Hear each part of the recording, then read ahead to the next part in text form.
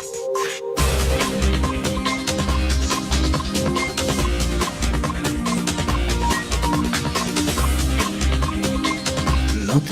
plateau. En direct du forum de l'orientation, on est donc ici pour faire l'interview de M. Boisseau, donc la dernière interview de cette matinée. Donc on va directement enchaîner sur les questions. Bonjour. Bonjour, pouvez-vous nous dire en quoi consiste votre métier? Alors, pour ma part, je suis maître de conférence en droit public, ce qui signifie que j'ai passé un des concours de l'enseignement universitaire. Je suis universitaire. Il y a d'autres types de concours, comme le concours de professeur agrégé par exemple. Ce sont des concours au niveau universitaire qu'on passe avec le doctorat. Ce qui signifie que je fais partie du corps de ce qu'on appelle les enseignants-chercheurs. Nous dispensons des enseignements au sein de l'université dans les disciplines qui sont les nôtres. Et puis parallèlement, nous menons des travaux de recherche que nous avons d'abord entamés à la base avec notre thèse. Et nous menons des travaux en termes d'articles, de conférences, d'ouvrages, etc., etc. Et nous participons chacun dans nos disciplines, il y a des universitaires dans toutes les disciplines, à la recherche universitaire française. Et puis parallèlement, je suis responsable de l'antenne de droit de Blois, qui est une antenne décentralisée de l'université de Tours, de la faculté de droit de Tours, parce que dans notre profession, il y a aussi le fait d'occuper des fonctions administratives pour faire fonctionner l'université. Donc dans chaque UFR, dans chaque type de formation, il y a tout un système administratif qui permet de gérer les facs concrètement. Et nous avons régulièrement des fonctions administratives à occuper. Pour ma part, ça fait un certain nombre d'années qu'on m'a demandé d'être responsable de l'antenne de droit de Blois. Donc est-ce que vous pouvez nous parler un peu des qualités requises dont vous avez dû faire preuve un peu pour arriver à ce niveau-là dans les études et dans la vie? Alors je dirais que la formation juridique, c'est une formation qu'on doit aborder avec rigueur. Le droit, c'est une méthode. Quand on ne sait pas ce que recouvrent les études juridiques, on a facilement tendance et ça nous est tous arrivé lorsqu'on est étudiant en droit, de croiser des personnes qui nous disent « Ah oui, le droit, c'est du par cœur, etc. etc. » Ça, c'est une vision qui est faussée. Nous avons beaucoup de choses à apprendre, notamment parce qu'on ne pratique pas le droit comme à l'université avant d'être dans une fac de droit.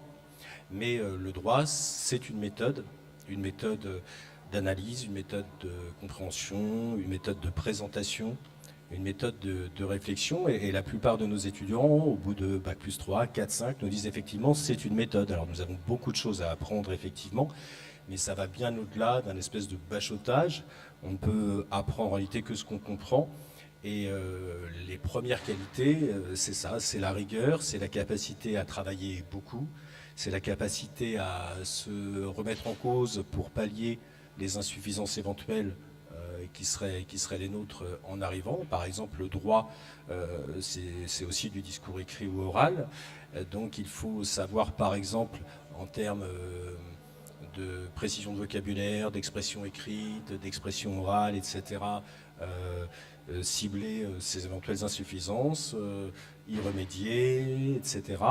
Et il faut avoir cette qualité qui est propre finalement à toutes les études, je dirais, à l'université, quelles que soient les disciplines, que ce soit le droit, la philosophie, les lettres, la sociologie, la psychologie. C'est l'université, donc une capacité à travailler de manière autonome, même si nous, en droit, nous avons un mode d'organisation qui fait qu'un certain nombre d'enseignements sont des enseignements obligatoires, même à l'université. Si les cours magistraux restent dans la tradition des cours magistraux, des cours auxquels la présence en tant que telle n'est pas obligatoire, nous avons, nous, en droit, notamment en travaux dirigés, là où on développe notre méthode juridique, où on se confronte toutes les semaines dans plusieurs matières à la méthode juridique dès la première année, nous avons des cours obligatoires, on fait l'appel, etc., etc., et dans des cours de langue aussi. Mais la question de l'autonomie, de la capacité à faire des recherches, la capacité à se prendre en charge, c'est quelque chose de fondamental. C'est pour moi, ça a été l'intérêt des études. Il y a parfois des étudiants pour qui c'est plus compliqué parce qu'ils ont je dirais un profil un peu différent. Et après, ce qui est vrai, c'est que beaucoup d'étudiants, beaucoup d'étudiantes se forment petit à petit, se remettent en cause, s'améliorent au prix de quelques difficultés qu'ils surmontent.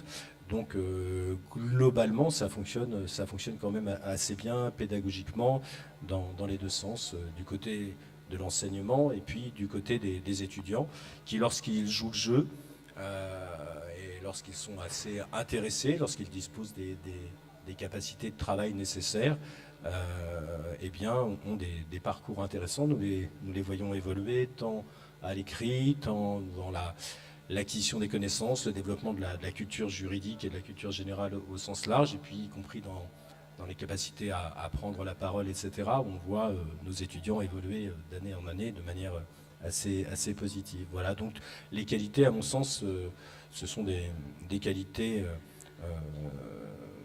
d'autonomie, de rigueur, savoir qu'on va travailler beaucoup pour réussir à faire quelque chose.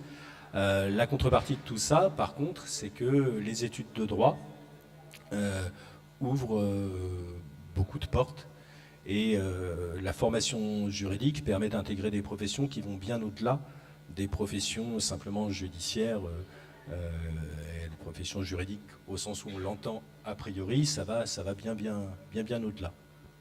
Et au-delà de quoi en particulier ça peut aller? Vers quel métier ça peut nous orienter? Eh bien, par exemple, quelqu'un qui entre en première année de droit, il va effectivement commencer à découvrir des domaines qu'on a immédiatement en tête lorsque on parle des études juridiques ou des métiers du droit, et qui, à terme, recoupent effectivement des métiers qui relèvent des praticiens du droit, de la magistrature, du barreau, des notaires, des huissiers, etc. Mais il va aussi découvrir, par exemple, le droit public, qui est le droit de l'État, le droit de l'administration. Il va découvrir assez rapidement le droit européen, toutes ces choses-là. Et il se trouve qu'à terme, les études juridiques mènent de fait aux études, aux métiers judiciaires, aux professions juridiques classiques, aux praticiens du droit classique, mais aussi facilitent la réussite des concours administratifs. Énormément de cadres dans l'administration, que ce soit dans la territoriale, que ce soit dans la fonction publique d'État, que ce soit aux impôts, etc., enfin, les finances publiques aujourd'hui, sont en fait à l'origine sont des juristes. Et puis des juristes, il y en a beaucoup dans d'autres types de professions, que ce soit le journalisme. Beaucoup de juristes mènent des activités également politiques, parce qu'on est lorsqu'on se passionne pour le droit, et notamment pour le droit public, on est formé à quelles que soient nos options politiques, philosophiques, personnelles. On est formé à l'organisation du monde, tant au plan de l'État qu'au plan de l'Union européenne, qu'au plan du droit international, etc.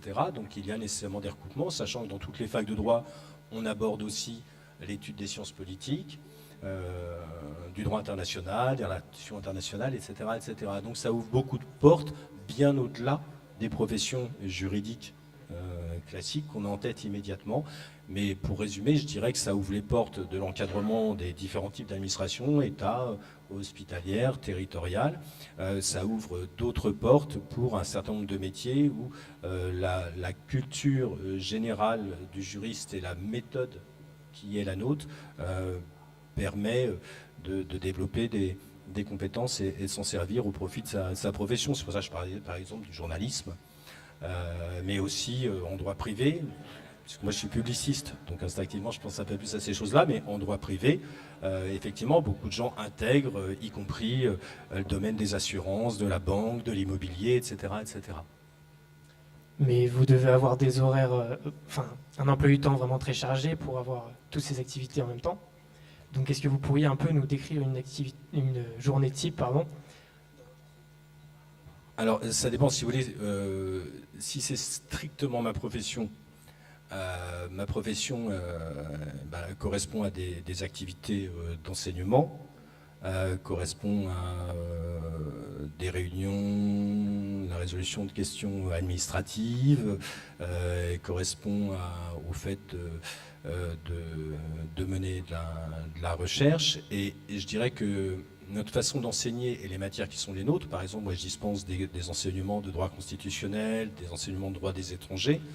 Il se trouve que le droit, comme tout juriste, mais comme un praticien, nous sommes obligés d'être à jour. Le droit est en perpétuelle évolution, ce qui signifie que même en dehors du travail de recherche, de colloques, de conférences, d'articles ou autres, le travail que nous menons sur notre enseignement, c'est un travail de remise à jour systématique de nos enseignements, y compris en droit constitutionnel.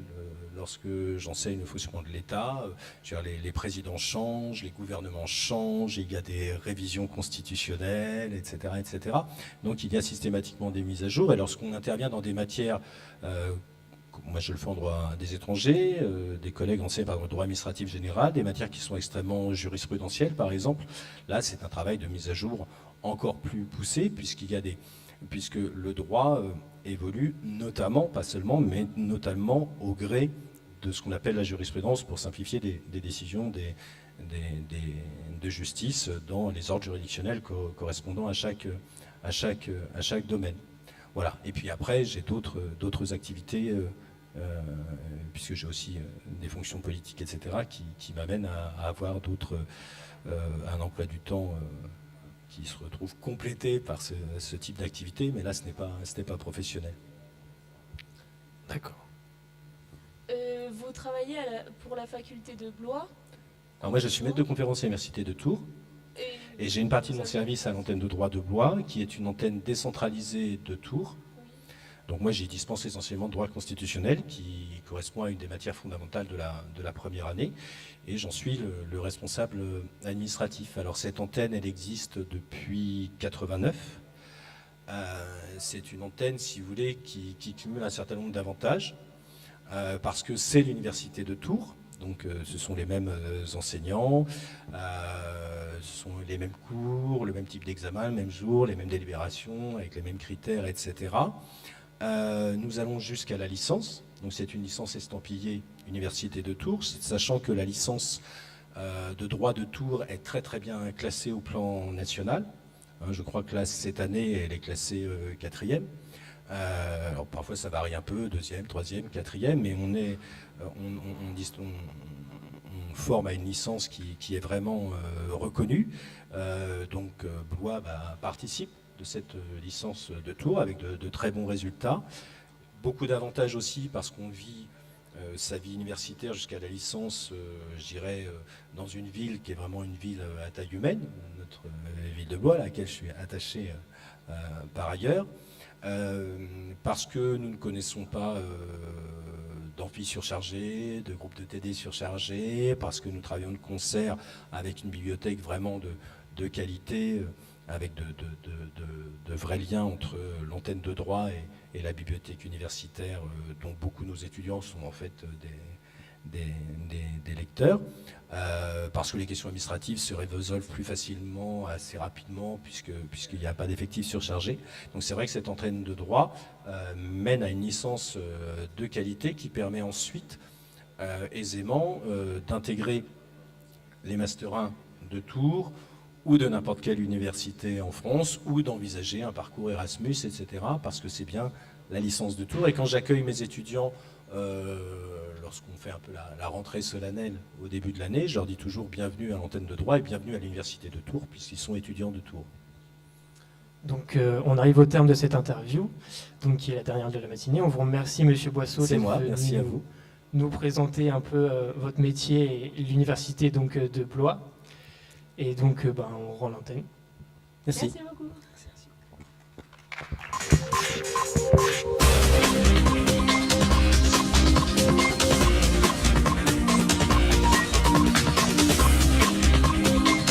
L'interview plateau.